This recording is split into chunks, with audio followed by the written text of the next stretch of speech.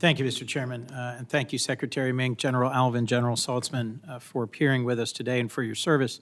I am the senior senator from the state of Delaware, which hosts Dover Air Force Base, which is a critical part of our state, our history, and our community. And I'm looking forward to discussing how we can work together to support the Air Force and Space Force's critical missions and to support the brave airmen and guardians who sacrifice so much in service to our nation. Mr. Secretary, General Alvin, General Saltzman, I'll begin by saying my thoughts and prayers this weekend have been with the airmen at Al Udeid in Qatar and all other targeted personnel in CENTCOM, and to express my gratitude for those who serve and carry out missions on behalf of our nation.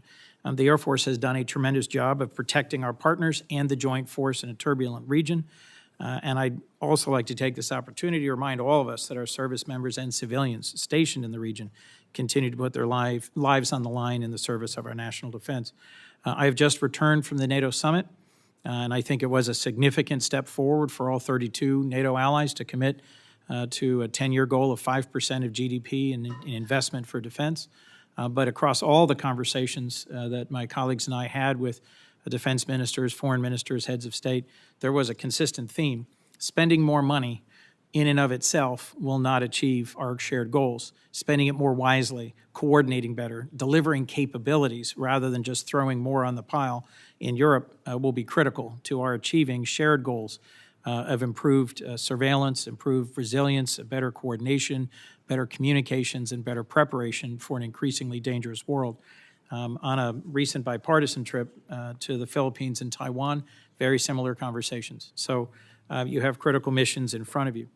And just as the men and women of the Air Force and the Space Force show up day in and day out to do their jobs, I think we owe it to them to do the same. And for those of us here in the Senate to fulfill our constitutional duty to conduct thorough oversight of federal spending and of your strategic plans. Leaders across administrations have shared a consistent message with this subcommittee over the past few years. Future conflicts will be centrally waged in the air, information, and space domains, and we are not doing enough to keep up with the pace of the threats and the pace of the opportunity brought by innovation in the private sector. So as we meet today to consider your fiscal 2026 year request, I'm concerned this budget appears to lack sufficient detail and prioritizes some politically charged issues and fails to meaningfully address some of the enduring challenges past leaders have warned about. In this, I largely agree with what the chairman has just said. Just to give one example, the FY25 continuing resolution provided resources to procure 62 fighter aircraft, but your base budget request only includes enough for 24. The Department of the Air Force has moved $6 billion in crucial nuclear modernization spending for B-21 bomber and Sentinel programs to reconciliation spending, while also stating that these are no-fail missions. Since fiscal 22, Congress has provided significant needed increases to continue the E-7 program, which will provide critical airborne warning capabilities that our allies have already fielded. Your submitted budget zeroes this capability out. Looking at these, some might question if the Air Force is still interested in cutting-edge planes. The Space Force budget has similar hard choices. Fiscal year 25, continuing resolution enacted $18.6 billion for research and development spending for the Space Force, but the fiscal year 26 base request is only $15.5 billion. I'm very concerned by how this budget is prioritized overall and where you've decided to take on additional risk. We've heard witnesses across several of our hearings explain these risks by arguing one budget, two requests. And I'll agree with the chairman that putting critical base budget bipartisan priorities into reconciliation risks a long-term shell game. As I've observed before, budget reconciliation is a gamble that ties our national defense to whether Congress will support tax cuts for billionaires and cuts to health care. And I think it doesn't serve the long-term interests of the Department of the Air Force and the Space Force and our national defense. It rather raises questions for our allies and our adversaries about whether we are committed to these programs in the long term and erodes the certainty necessary for industry to make its critical and timely investments.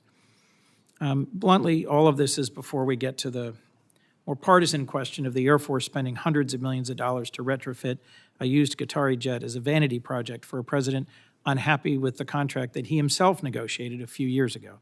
I think the president should take responsibility for managing this project more appropriately and his ego associated with it.